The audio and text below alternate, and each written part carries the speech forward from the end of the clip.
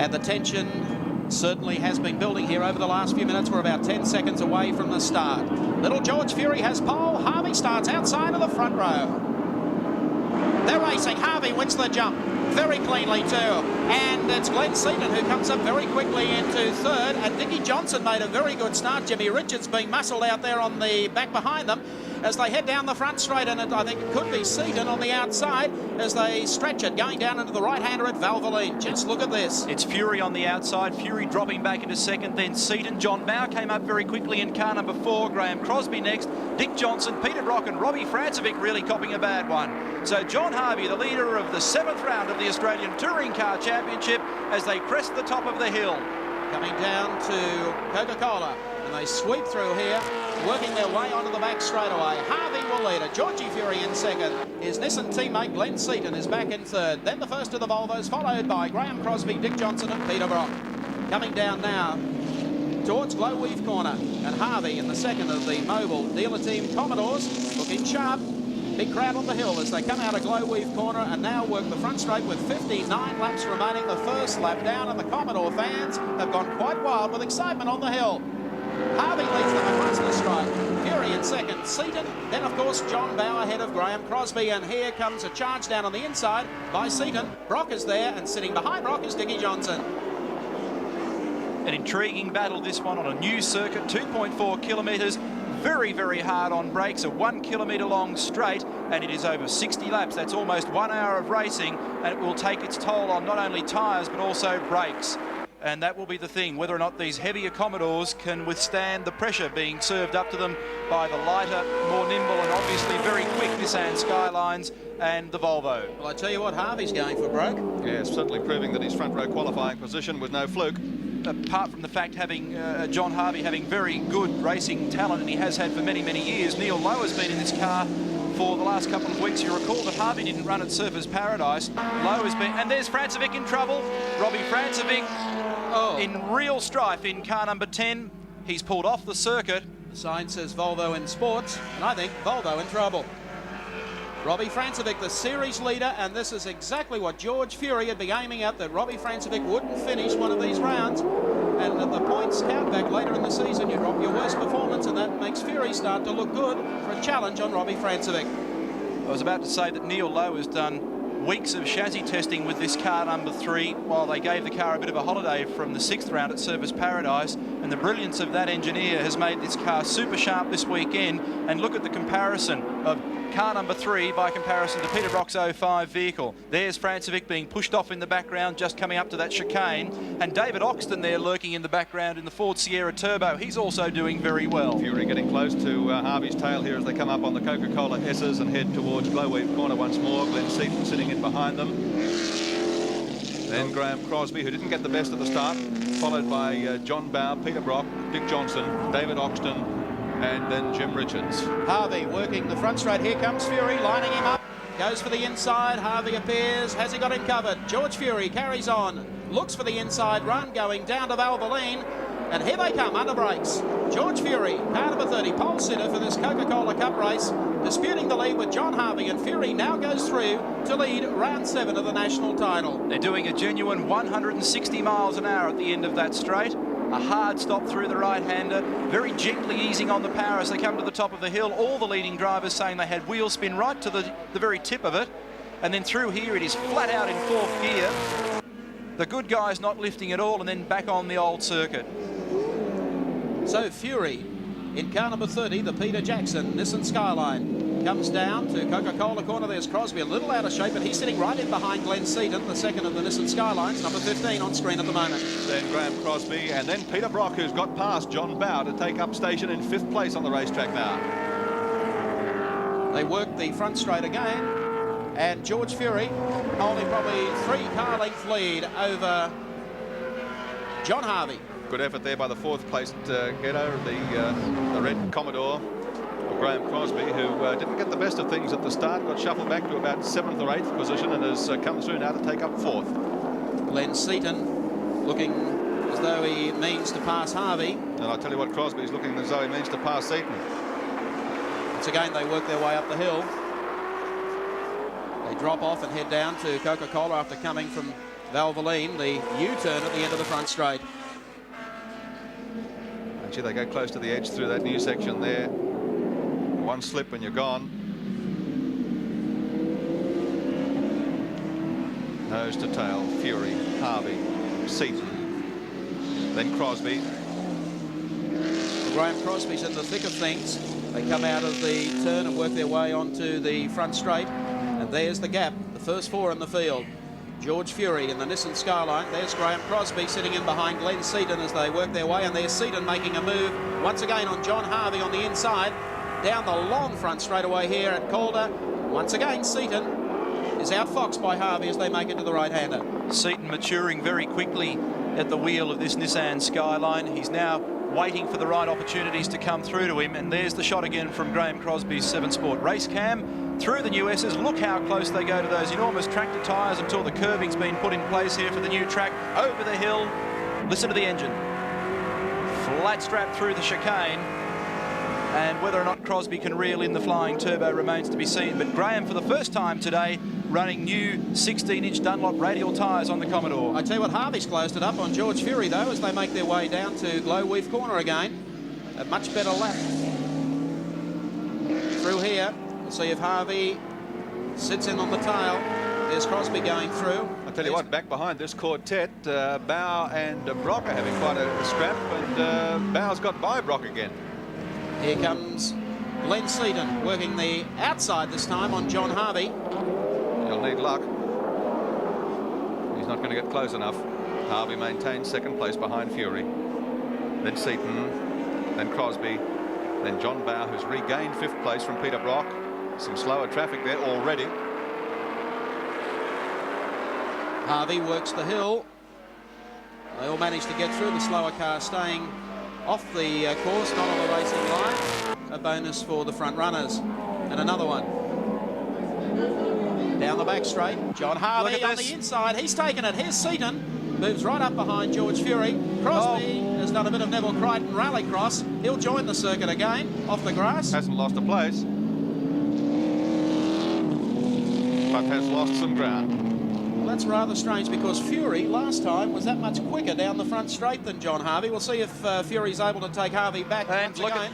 Side by side again as they come down the straight, and Fury has a glance over through the left passenger side window and goes through into the lead in the Nissan Skyline. Harvey on the outside under brakes, and the braking ability of the Commodore surprising me.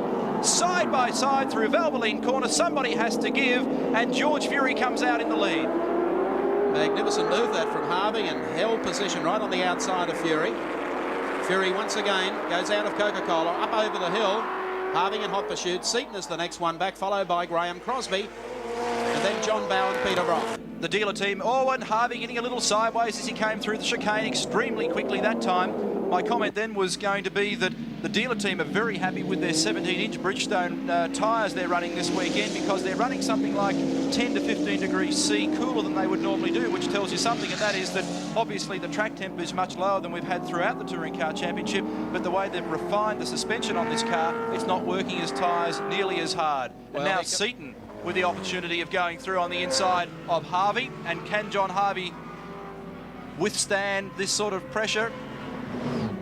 Having a little look over to the right, Harvey says, okay, let's do it under brakes. But Seaton has the run for the turn. No, he's outfoxed by Harvey. Harvey having a great drive here in the Mobile Commodore number 3, running in second. Fury managing to pull away just a little from Harvey that lap. And this is where the action is in the race. Back and forth, John Bow. 5th is Peter Brock.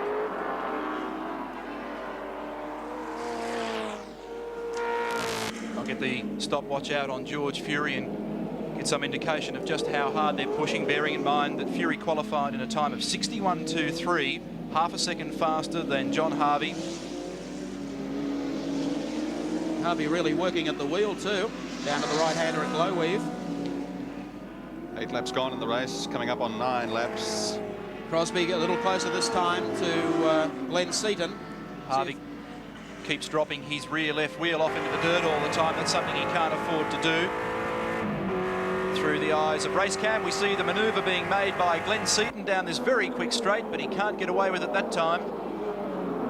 I think Glenn might be a little gun shy after the last couple of races. Had some trouble at Sandown and, of course, at Surfers. I don't think he probably wants to make a bold move and have everything fall apart. Oh, look at Seaton on the brakes in the middle of a turn. You don't try and do that too often. Coming up to the chicane. Watch how quickly they run through here. Right, left.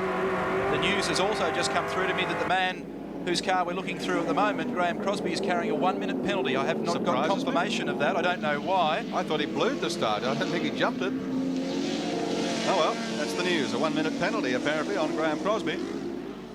But here's the battle for second and third. John Harvey and Glenn Seaton. Graham Crosby just on their tail, and John Bower is closing up. So after 10 laps in this race, the top 10 positions, George Fury leads from, well, who's going to be second here out of this corner, Harvey or Seaton? I think maybe Seaton, unless Harvey can go in deeper. No, it's Glenn Seaton who goes in. Very, very tightly indeed. So the Nissans are looking good for a 1-2 at this stage, with George Fury leading from Glenn Seaton. Harvey in third place, followed by Graham Crosby, then John Bower, Peter Brock, Dick Johnson, Jim Richards, David Oxton and Graham Bailey. They're the top 10. And it's 1.9 seconds between the two lead cars at the moment. And surprisingly, the man who we thought may have moved through the field a little quicker, Peter Brock, hasn't done that. And in fact, John Bower is now shaking him well away as we take a look at the Castrol scoreboard in the top three. George Fury leading from Glenn Seaton, and in third place, John Harvey in the Commodore.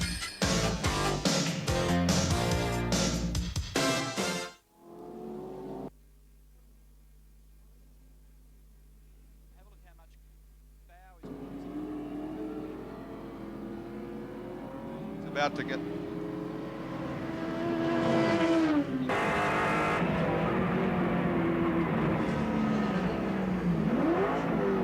on, Cross.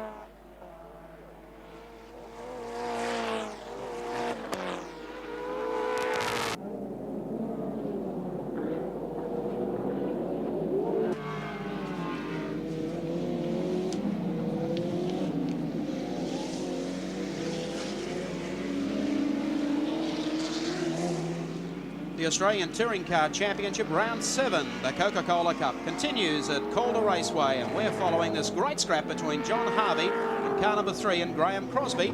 This time Computers Commodore number 6 as they work the front straight, with John Bower closing on them. 13 laps down, 47 remaining.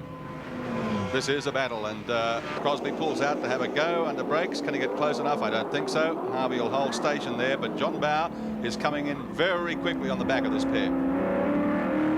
Really sit back and enjoy the skill of Graham Crosby now via our 7 Sport race cam through these very tricky S's, and Crosby just pulling out. Always just seems to be in just the wrong moment, or wrong spot at the wrong moment at the moment. And as soon as he gets a chance to straighten up, it'll be interesting to see how he goes. You notice Harvey tapping his brakes through the straight, so there's already some temp coming up into the brakes in the car. So Harvey works down towards Glowweave Corner. Crosby all over him. And right back behind them, you can see now John Bower going through, and Peter Brock has actually joined the freight train as well. Here's Racecam looking out the back of the Systime Computers Commodore, and John Bower closing slightly on Graham Crosby. Perhaps even just a little more than slightly. He's pulled well away from Peter Brock, and he's right on the pace now. And look at Crosby. This time he's got a better run. Closes under brakes. There's the shot from Racecam. Harvey at the wheel working. Crosby locks a brake. Harvey back down through on the inside and manages to take the placing away from him once more. But look at Crosby unleashing the horsepower, and through again on the inside goes John Harvey. John Bower in there as well. How did he survive that? And John Bower is now ready to roll towards the front. He's caught Crosby. Crosby maybe held up by John Harvey, but Bower wants to get on even terms, despite the fact he's got his front bumper almost falling off with the little Nissans. I've got a feeling that Crosby's car is understeering just a little, or he's driving very deep into turns. He seems to run very well wide in these tighter turns. Incidentally, George Fury lapping in 62.1 seconds, so that's just a second off his qualifying pace. Right, here's a gap. Harvey, Crosby in 6, and John Bower in the Valvoline Volvo, number 4. They're holding down 3rd, 4th, 5th on the racetrack at the moment, and barely more than 5 seconds separate the top 5. Oh, what a manoeuvre. John Bower with his head down, and the tail of the Volvo up goes through on the inside, and Crosby would not have known where he came from. That gives you an indication of just how quick that Volvo is at the end of the straight here at Calder. And the talent of John Bower, the Australian driving champion in the Formula 1 class, or Mondial as we know it. His big chance this year with the Works Volvo team. And you can tell when he gets that head tilted forward that anything can happen. Next man on his list, John Harvey. Oh, look at Crosby. He's run wide in all sorts of strife. What'll he do this time? Oh, how did he survive that one? Well, it gets you back out on the racetrack, but it cools the tyres down a bit too. Keeps going in that direction. He'll end up on runway 27. Not wrong, Waldo. Coming out of the bend now as they come the front straightaway. Fury from this and about 2 car lengths back between those 2 cars, then 100 back to John Harvey, with John Bower ready to strike. And I think Bower will make his move here on the inside, and he does just that. Has a little look, and down under brakes he comes on Harvey. So John Bower. Well, that's just brilliant driving, and obviously the Volvo with the braking capability to back up the driver. The luckiest fellow on the racetrack has to be Graham Crosby. He's gone off twice and never lost a place in any of the manoeuvres. They drop over the hill, coming down now to Coca-Cola corner, and John Bower goes through the number 4 Valvoline Volvo. Harvey sitting in behind him. Then Crosby has dropped off the pace. Brock picking it up to again on Crosby. A little smoke there, or whatever coming out the... well, it could have been a brake lock up on John Bower's Volvo. To worry about as he comes down into Glowworth corner. Look at him picking up the front wheel. Bicycling through here, using a bit of rubber too as he got it loose. He said to me yesterday with an enthusiastic smile, I have never enjoyed my motor racing as much. He said the car has been sensational in practice. It's the older car. It's been running now for 3 seasons. It doesn't have the tricky water injection or the engine management system, but he is making it work hard, and he is now only 3.5 seconds away from the leader. Here's the Castrol scoreboard. George Fury leading in car 30 from Glenn Seaton, and John Bower now in the Volvo 3rd.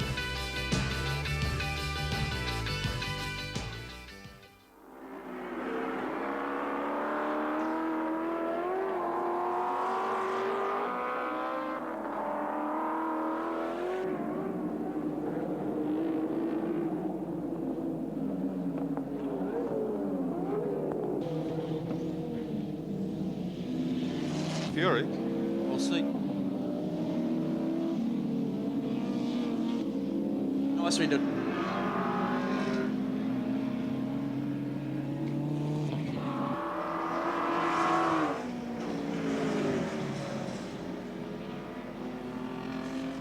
There's not much else happening apart from...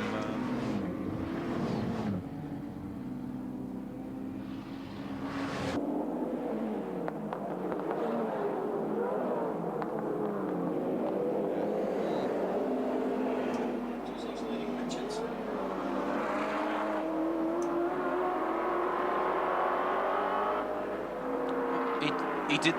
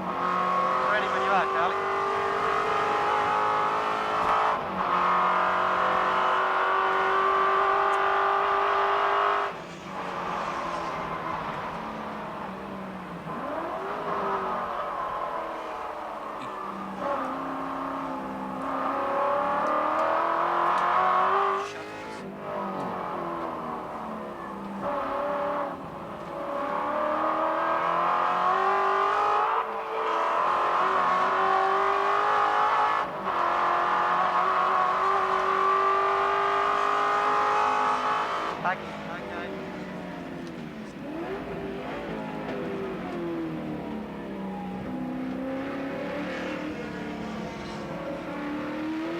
Graham Crosby at the wheel of the number 6 this-time Commodore with 40 laps remaining.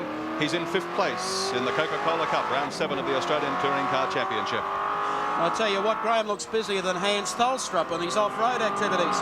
Well, it certainly is busy, but I'm a bit concerned. I saw a board held out with a 1-minute penalty.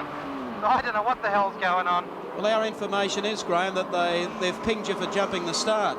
Oh, rubbish. Yeah, God, well, they've been picking on me all day. have they really? Yeah, but yesterday it was because I missed a checkered flag.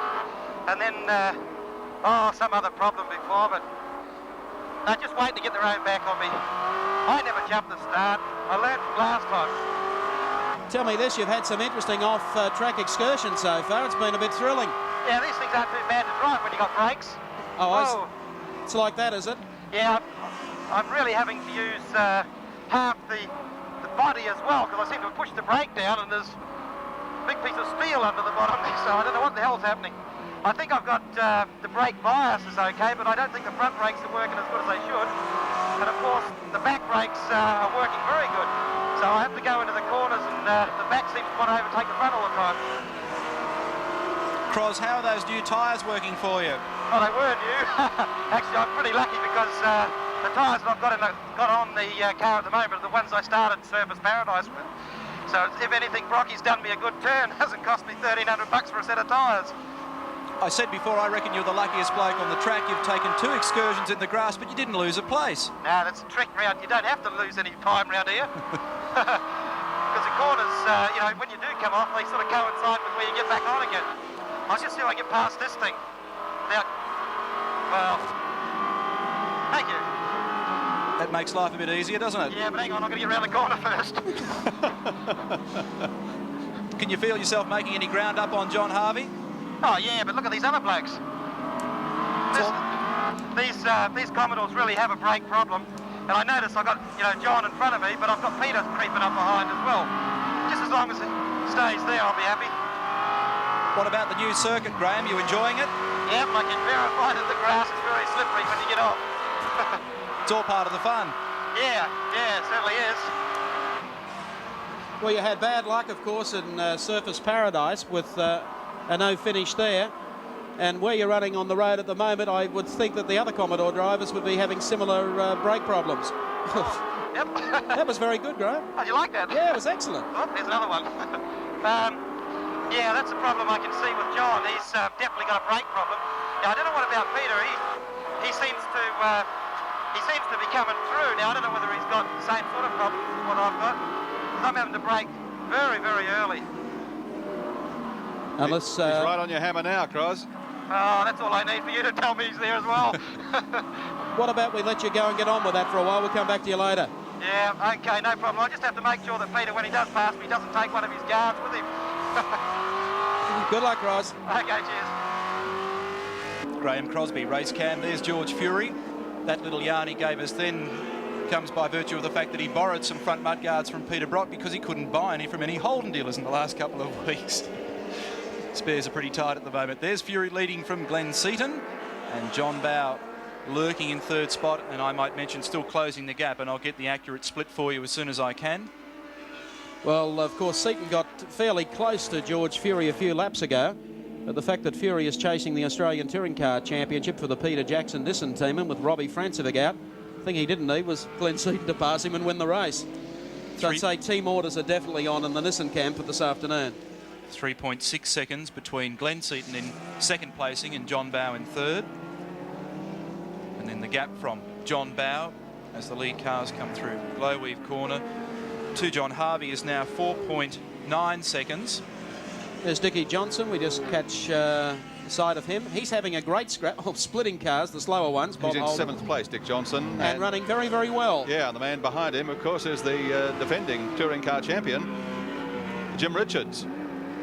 Well, Jim, as you said before, just wait till they swing the camera around. That's it. There's Jimmy Richards. But Dick's been able to do a pretty good number on Jim Richards here today. It hasn't been the happiest of weekends for the JPS BMW team. Jimmy, of course, won this corresponding race last year after they all got into heavy metal with Robbie Francevic, his Volvo not looking the best. They have had a lot of tyre problems, the JPS crew, this weekend. That's been the bugbear for them. And obviously they still haven't got it sorted out completely. But Dick Johnson's having a better run today than he's had for quite a while. Well, I think his car is perfectly set up for this this racetrack, particularly down through this section. He loses out, obviously, in the horsepower race every time they hit a straight, but then he gets onto their bumpers again. They get down to the tight turns.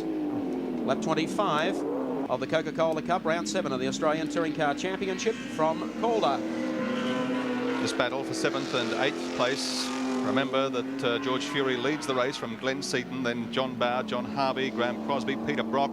Then comes Dick Johnson, the man on screen, followed by Jim Richards, then the Chicken Man Graham Bailey and David Oxton. Quite a race so far. 25 laps down, but a long way to go, and if these brake problems are as serious as Graham Crosby has indicated, then the Commodores are going to have a lot of problems as we wind down towards the finish of the race. But as it stands at the moment, George Fury leads for Nissan with Glenn Seaton, his teammate, second, and John Bowe for Volvo third.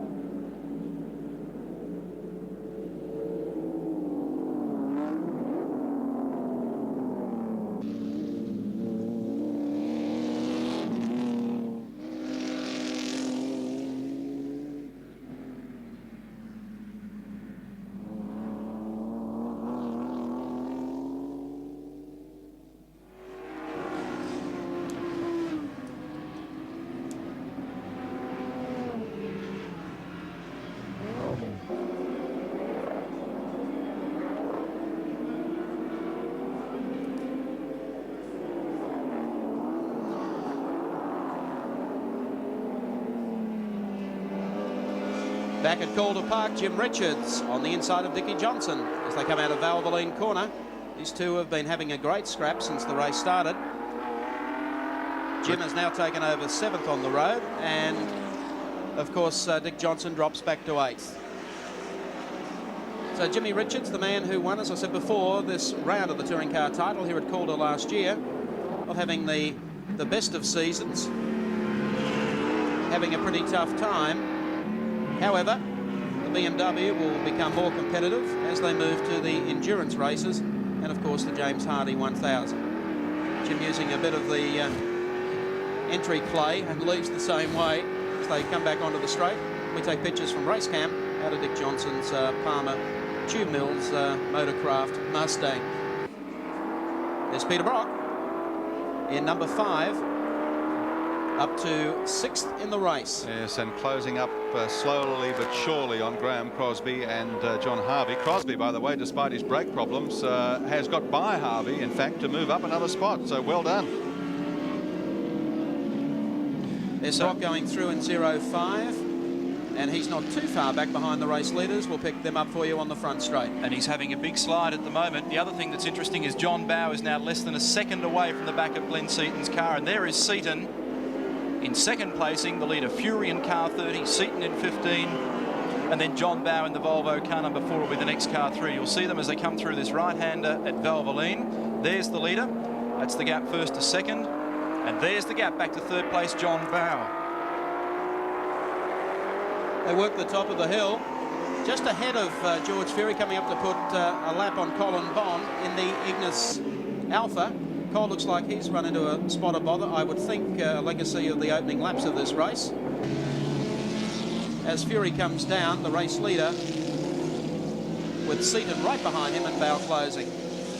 Bondi's still doing pretty well, though, because he's a fair way in front of Tony Longhurst. Just outside the top 10 on the racetrack, Colin Bond. There he goes through the damaged front to the Ignis Alpha. That's the last time we'll be seeing Bondi for a meeting or two. He'll miss the next round at Lakeside because he's off to Italy to have a look at the 2 new turbocharged Alphas that they're building. Won't they be sensational? Fantastic. There go the Nissan pair by Colin Bond, and here comes John Bow in third spot. Half race distance as we look at John Bow. Graham Crosby having broke clear now of John Harvey and Peter Brock, so he's back on the mend again. So he's the highest placed Commodore, but he's a privateer. Through Coca-Cola corner, Bow in number 4 picked up the 2 Nissans very quickly, but keeping in mind they were also caught up in a bit of heavy traffic at the end of the back straight. It looks like they've caught them up again.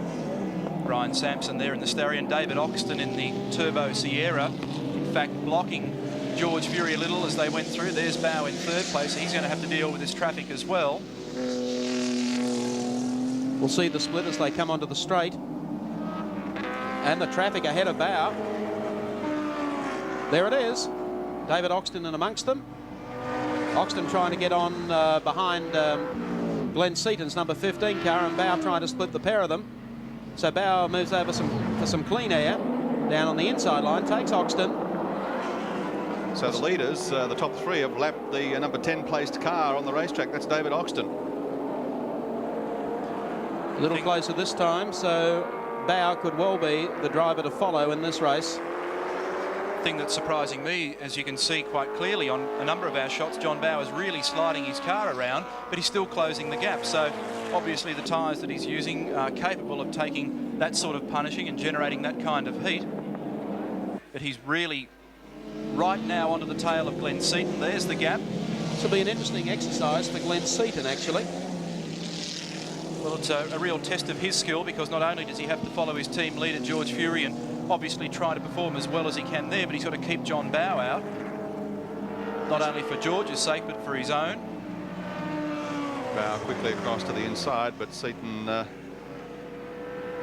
think has got him covered at least on this lap, but Bow inexorably getting closer to the tail of the second Nissan. Bow scored points in the Adelaide round of the championship. Oh, he closed right up there under brakes, Bow. And the Surfers Paradise round. Recall, of course, he had a did not finish result Perth round, so he's a fair way down in the championship with only 32 points. So this becomes a race in itself, a scratch race if you like, rather than a championship battle for Bow. But he wants to prove a point. He was the winner of one of last weekend's AMSCAR touring car rounds. He could also be the man to do the damage on the Nissan team, because Fury desperately needs to win this race to have any chance at all of taking the national title away from Robbie Francevic. Francevic leads with 159 points, and Fury is in second with 102 points. That's the gap from second to third, and a glimpse there of the leader in the right-hand side of frame.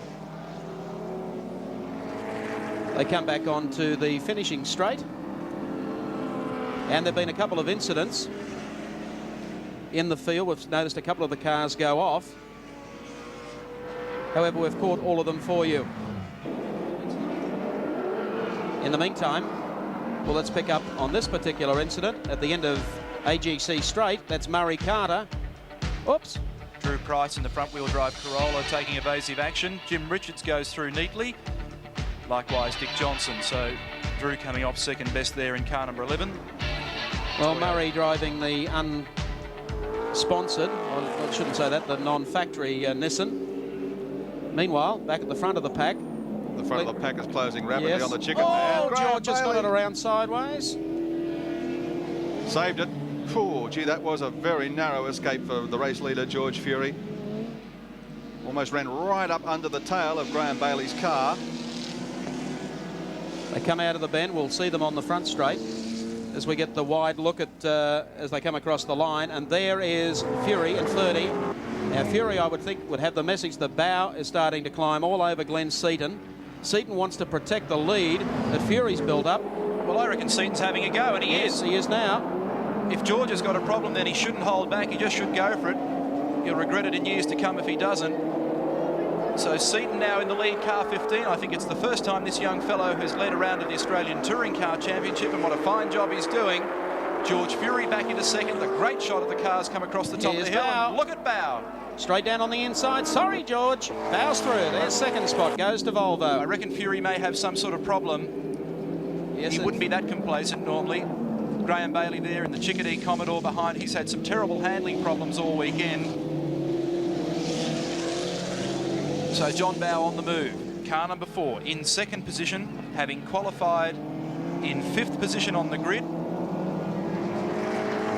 So Fury is back to 3rd. Glenn Seaton now takes over the front running for the Peter Jackson Nissan team, and a handy lead too over John Bow, George Fury. That's the order. And a long way back then to Graham Crosby in the number 6 Systime Computers Commodore. And Crosby has given both Harvey and Rock a real caning and continues to pull the gap away. Well, considering he's had 2 off-track excursions, he's done very well. He's obviously got the right tyres. Bow is using the new Dunlop radial, what they call DO6 soft racing compound. Check of lap times will tell you why Glenn Seaton's in front. 61.49. Let's Fantastic. recap the placings for you. Glenn Seaton leads in the Skyline. John Bow on the Volvo 2nd, and Farmer George is 3rd.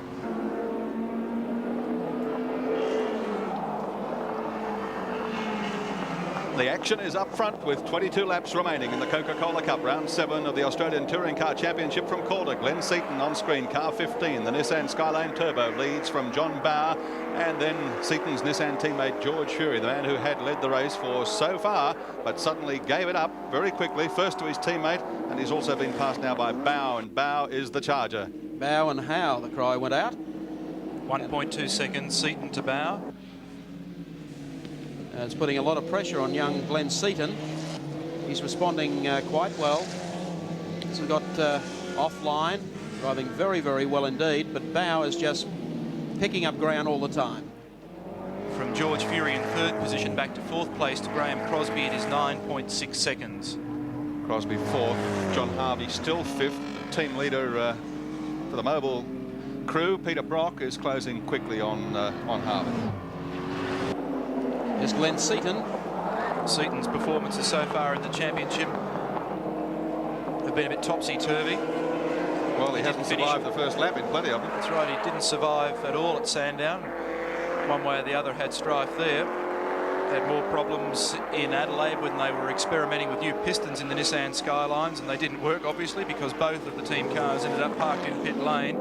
He then finished second at Wanneroo over in Western Australia, and then a 13th from Service Paradise, where he tangled horns with Graham Crosby. Once again, they head down to Glowweave Corner. This is where Bow starts to pick up the inside front wheel on the Volvo. Little bicycle act through here. Top two continue to lap in shade under 62 seconds. Well, that's right on the qualifying pace, so there's no sandbagging going on at all. 20 laps remaining.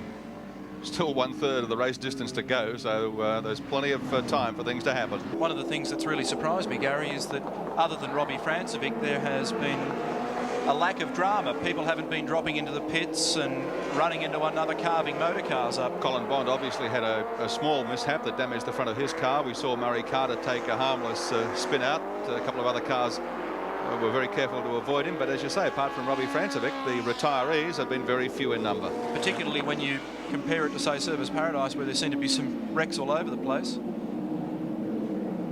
Got the clock on Glenn Seaton at the moment to see how his lap times are shaping up.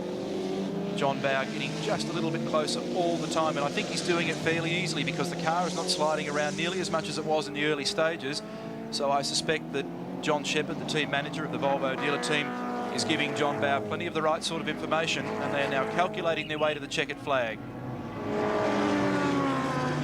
Still a long way to go. Here's Bow putting a lap on Bob Holden. Bob moves to the outside, gives the front runners plenty of room. And Bow once again closes up through Valvoline Corner. There's George Fury, still running a very solid third as they head up the hill and down towards the next turn at Coca-Cola. This engine of John Bow's running 1.48 bar turbo boost on the engine, an engine built in Australia by John Shepherd. As I said before, not nearly as technically sophisticated as the engine used by Francevic. It lacks the water injection and the electronic management engine system, which constantly senses everything that's going on in the engine, because the big problem with these cars is they tend to detonate. And that's something that the team have been working hard on for the last couple of weekends. They're now obviously getting results. They are indeed also building a new car for John Bow, which we expect to see in around about 7 or 8 weeks. 18 laps remaining in this race. Glenn Seaton leading, John Bow, then George Fury. In fact, only the top 8 cars are now on the front running lap. That's Seaton, Bow, Fury, Crosby, Harvey, Brock, Jim Richards and Dick Johnson, but I think Dick Johnson's going to find himself being lapped very shortly by Seaton and Bow. Computer printout tells me that Seaton is still the fastest man on the circuit, 61.4 seconds, and that's almost down to the pole setting time of George Fury, 61.23. Well, you mentioned Dick Johnson might be in the firing line for the front marker shortly, but there's Dickie Boy, and we've got him on screen with race cam, and you've been having a good scrap with Jimmy Richards, Dick. Yeah, sure have, Brett. So I tell you what, I don't know what else I got left. There's vacant field behind me and vacant field in front of me. I suppose the only thing that can go wrong now is I'll have to put a speedo in so Keaty can get into me about this fringe benefit tax now. We just want to know whether you're carrying your logbook, Dick. I tell you what, I'm keeping the count on number of laps I'm doing. With the way those guys will catch me, I reckon we're going to be one short at the end. Well, at this stage, it would appear that some of the Commodore drivers have had tyre problems. How are yours holding up? Oh, they're just great. We haven't got a problem at all. It's been really good, because the only thing I think we might have a bit of trouble with towards the end is the old brakes are getting a bit mushy. Yes. You know, they're starting to feel like a spoon in a bowl of custard. Well, I think the Commodores have felt the same way after about 12 or 14 laps. Oh, that's bad luck, isn't it? All right, it's a new layout here at Calder. What are your impressions of it? Mate, it's good fun. It's a lot of the corners are very similar to the Adelaide Grand Prix circuit. There's no real high-speed corners anywhere. It's all very hard on the brakes and turn in very quickly and sort of power out of the corner. And that's probably why we did a reasonable time in practice. Yes, everyone thought the new turn that you're going through at the moment might have been a bit narrow for the first corner, but everyone seemed to get through okay. Oh, did they? Yes. I got a reasonable start for a change. But this is, there's a bit dinky-toy, but I don't mind it at all. Just those tractor tyres worry me a bit. This is the bit I like, Dick, this chicane. Good fun? Mate, that's ace, but it needs to be a bit tighter because I think a lot of guys are taking it for granted, and they just sort of what we call straight line it. They use a bit of the dirt on either way and sort of just go through dead straight. I tell you what, when the ripple strips are in there, that won't happen. Oh yeah, you want to bet? They'll be bouncing from one side to the other, mate. Yeah, exactly. And I tell you, they do that in Europe. They do it everywhere, but I'm buggered if I know how the cars can do it for 500 kilometres. Yes. All righty, thanks for the ride around the circuit. We'll come back to you shortly. Hope you're hanging in there for what are you aiming for, a top 10 finish or a top 8? Well, I tell you what, we can't be worse than 8 because I think there's a couple pulled out in front of me, so, we're looking, I don't know where the hell we are. Well, at this stage, running in 8, so that's not bad. Really? And daylight behind you. Yeah, I tell you what, 8, 1 lap down, I think. Well, hang in there. We'll come back to you later. Thanks, pal. Okay, mate. 15 laps remaining in this race for the Australian Touring Car Championship, the 7th round. Well, there's the man doing the leading, number 15, Glenn Seaton. I think Bow would be starting to get a little worried, wouldn't you? I mean, he hasn't really made up that much ground the last 5 laps. A little frustrated too. 15 laps, 2.5 kilometres, a fair way to go. Just watching Bow and keeping an eye on him. In fact, I'll get the watch on him to see how his lap times are shaping up. Certainly, he seems to have relaxed just a little. But I think the giveaway when John is charging is particularly that corner there coming out of Glowweave. He really gets it wound up sideways. That's something he's not doing at the moment. There's Dick Johnson. So, Dickie, you're wrong. You're still on the same lap as the leaders. So, chin up. Not for long, though. Oh, hello, what's happening to Bow? He's slowed very quickly going down the main straight. The way they stand on the track, though, it's Seaton leading, Bow in 2nd place still, and Fury is 3rd.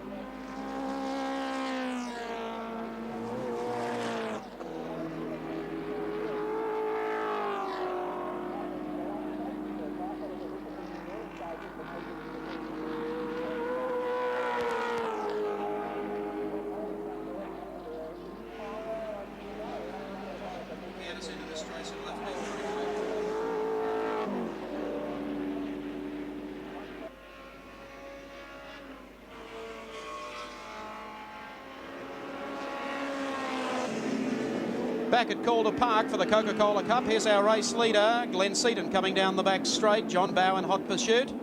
Uh-oh, and Seaton's unloaded it. Deary me, the race leader has gone. And there goes John Bow through, so Glenn Seaton in car number 15 leading the race, not with too much pressure on his shoulders, gets it around sideways. Fury's gone through, that will drop him at least back to third on the road, and John Bow in car number 4, the Valvoline Volvo, has now gone through to take the lead and still trying to put that lap on Dick Johnson. Unbelievable. Drew Price got tangled up in that as well in car 11. Sensational stuff. John Bow now the leader of round 7, the Coca-Cola Cup, the Volvo dealer team entry car number 4, and I've got the watch on him. He is now 1.7 seconds clear of George Fury. And Seaton has got back on the track in third place, just ahead of Graham Crosby, followed in turn by Peter Brock and John Harvey. I've also got the clock on the gap from second back to third, and Seaton is 11.2 seconds further behind, and then the gap back to Crosby is a further 3.4 seconds. That gives you some idea of the splits between the top 4. And Dick Johnson has now been lapped, as he feared he would be. I guess the question to be answered is whether or not Fury can come back now. Whether or not Seaton was used to pace Bow a little quicker. Running to team orders, who knows? But there's Dick Johnson, he's being passed. Here's another one of the slower cars, 88, John White and the Gemini. 10 laps to go. So White is passed by John Bow and the Valvoline dealer team Volvo. The Volvo dealers of Australia who have supported this team throughout 1986. Incidentally, Peter Brock has now passed his teammate John Harvey, but is a long way behind Graham Crosby. There's the gap first to second. Fury at the top of screen. And it's pretty well a straight length back to the nearest man after that. Dick Johnson goes in deep, but going in even deeper is George Fury in car number 30. So we've had almost an unbelievable situation of Glenn Seaton, basically with a little pressure off his shoulders, and then something has gone wrong down the back straight. Whether or not he's hit a touch of oil and gone off, we don't know, but he unloaded the car down there in the rough. That has put John Bow in front, with obviously George Fury chasing. Fury yesterday taking his 4th pole position so far this season. Results so far, a second, 2 up the front row in every race. Yeah. So that's a remarkable effort, and 2 race wins up his sleeve. And as we've mentioned already, with Robbie Francevic out of the race very early today, a win here today would really throw down a big challenge to the NZer from George Fury for the touring car title. Here's Peter Brock in 05. Peter 5th place on the racetrack now. 5th. Started very slowly, qualified, well, I was going to say slowly, that's not fair, 7th fastest. But he's making a very late move in the race, has just got past his teammate John Harvey, but as Neil Crompton said, he's got a lot of ground to catch up on the leading division. He's now 3.4 seconds clear of Harvey, and as you glance out the commentary box, it's physically half a lap between Brock and the leader John Bow disappearing up the back straight. Well, Brock and his team have been playing at setting their car up for enduro racing, particularly the 24-hour race at Spa the first weekend of August. They're testing next Wednesday and Thursday out here for 26 hours with Alan Moffat, Neil Lowe, John Harvey and Peter Brock, 14 sets of tyres and back-to-back running. So that's going to be very interesting, but they're going to have to find just a little bit of pace, because at the moment the Volvos and the Nissans are hard charging. Brock locking up a front right as he goes through the right-hander at the S's. And just check the computer sheet, and the fastest man on the circuit still Glenn Seaton with a 61.4, but John Bow now down to 61.57. So there's Graham Crosby and going through the shot, and there's the 2 dealer team cars. It's Peter Brock in car 05, and then John Harvey, the 2 Toyota dealer team cars there in the background. And there's Harvey, the man that led this race for a while, and his teammate Peter Brock again locking up a front brake. I think that it's brakes that's their big problem. I think the pace of the car is fine.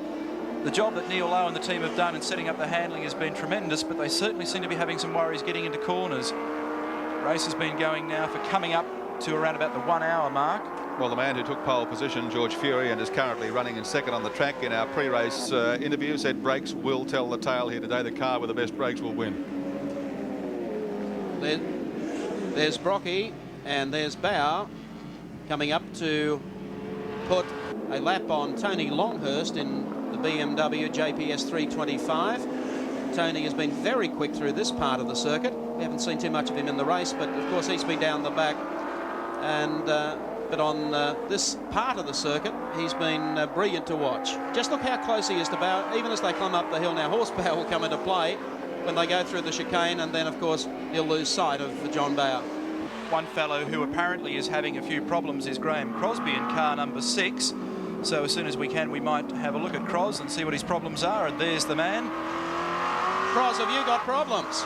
Well, I've got all my instruments are telling me I'm in dire trouble. Well, this thing here, the differential temperatures, looks like it's gone round about 3 times, so I'm a bit worried about that. The G-box diff is not actually the box temperature, it's the gearbox temperature. I've got both pumps on, as you can see, and we've got water temperature, which is this one here. I don't know whether you can see it or not. Yeah. Well, that's where it should be. I've got a red light flashing over the other side. And oil temperature up around 120, which is okay, and I've got no rear brakes, so yeah, everything's going fine. I noticed you had your brake bias wound fully up to the front. That's to compensate for the rears, is it, Graham? Now, I'll show you how I brake. I put the brakes on hard till there's nothing left, and then I just lock up the back brakes with the gearbox and go to slow it down a bit. It's not a very good thing, obviously, because of the differential and gearbox trouble that could arise out of it, but it's about the only way I can stop it. That's lucky you're an old superbiker, you know how to do it tough. Yeah, I hope this gearbox is harder and a lot stronger than an old Kawasaki 1000 gearbox. The red light that's flashing on the dash there, that's your oil pressure warning, is it, Graham? Well, they say it's a warning, yes, but I'm not taking much notice of it now because I've only got, about 5 laps to go. That'll teach me to look. Got 5 laps to go, so I'm not really worried about it.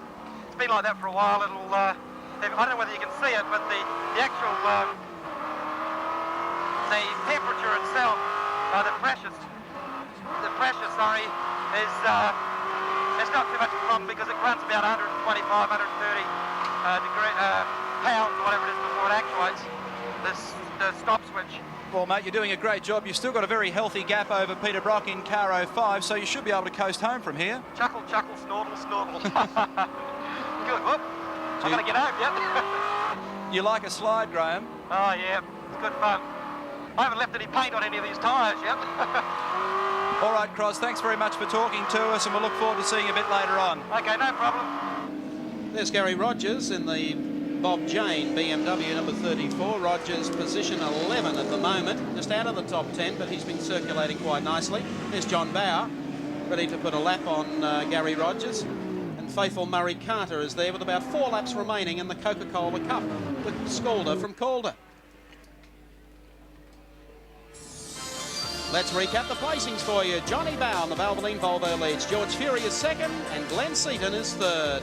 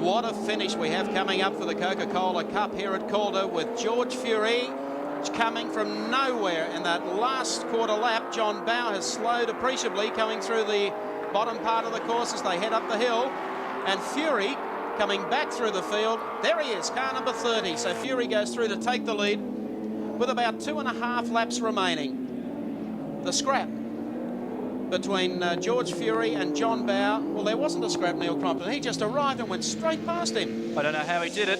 It was only a couple of minutes. There was a gap of around about 3 or 4 seconds between John Bowe and George Fury, and all of a sudden Fury made up an enormous amount of distance. Perhaps Bowe had a problem, or Fury decided to go on with the job. In fact, as I look out my commentary box now, I can tell you that Bowe has had some problems because he's dropping well away from the back of the lead car. There he is in the background. Now, the gap back to our third place, Glenn Seaton, is still fairly substantial. In fact, with all the panic on here, I'm trying to sort out some times. The last lap board has come out. This will be the most sensational finish of one of the rounds we've seen in a long time. George Fury, I think, is going to come home scot-free. And how he got away with that, I'll never know. And I guess that he's probably saying the same thing. Well, Fury heads up the hill, drops down into the next turn of Coca-Cola, and easing away gradually from John Bowe. In fact, he's opened a huge gap up on John Bowe, who's still to come into sight. Last lap, the Peter Jackson Nissan Skyline of George Fury heads down to the right-hander, comes through here, down to Glow Weave. It's 8.3 seconds from Fury to Bowe, but Bowe is coming under threat from Seaton as George Fury comes through Glow Weave corner for the last time at the end of 60 laps for round 7 of the 1986 Australian Touring Car Championship for the Coca-Cola Cup, and it'll be George Fury who takes the checker. Look back for the battle for second and third, and Bowe on the inside in the Volvo, and Seaton's rounded him up. Glenn Seaton and car number 15 will take second placing, and Bowe will finish in third. What a sensation. Orchestrated finish, you would think, on behalf of the Peter Jackson Nissan team. Graham Crosby will be in 4th position, Peter Brock will be 5th. And closing all over Graham Crosby. In fact, Brock picked up a lot of ground in the last couple of laps. However, there's your race winner, George Fury, in car number 30, the Peter Jackson Nissan Skyline, 2 laps from the finish. Let's recap the placings for you. In the Coca-Cola Cup, the Calder from Calder. Fury is the race winner. His teammate, Glenn Seaton, takes second, and John Bowe, after all of that good work, finishes up with 3rd place.